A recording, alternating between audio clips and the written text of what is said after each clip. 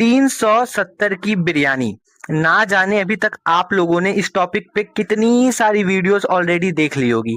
मैं उस चीज पे बात नहीं करूंगा। मैं बात करूंगा लॉ बिहाइंड दिस हेडलाइन पे। यानी लॉ के प्रोविजन इस मैटर को किस तरह से देखेंगे, किस तरह से ट्रीट करेंगे।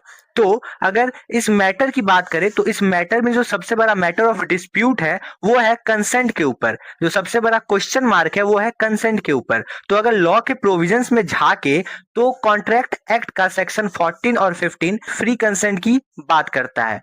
पर क्या कोई ऐसा प्रोविजन है जो आपको अपने पार्टनर के ऊपर लीगल राइट प्रोवाइड करवा देता हो, उसकी बॉडी के ऊपर या तो उसके साथ फिजिकल रिलेशनशिप बनाने के ऊपर? नहीं, लॉ में ऐसा कोई भी प्रोविजन नहीं है जिसमें आप अपने पार्टनर के ऊपर लीगल राइट पाते हो सिर्फ इस बेसिस पे कि आपने उसके ऊपर 370 की बिरयानी खर्च की है या फिर 1 करोड़ खर्च किया है या 1 लाख खर्च किया है।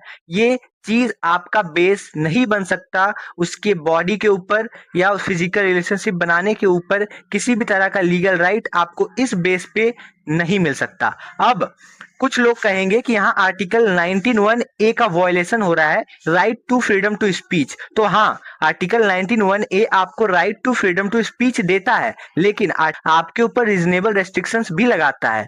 तो पैर उतना ही फैलाओ जहां तक रजाई आपकी खुद की हो। अगर आप दूसरों के सेंटीमेंट को हर्ट करोगे तो भैया केस तो होगा।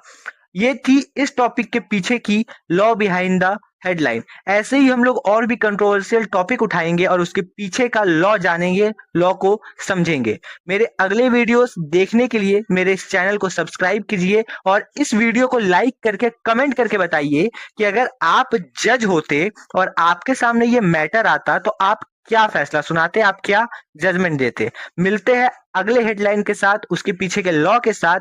तब तक के लिए बाय बाय।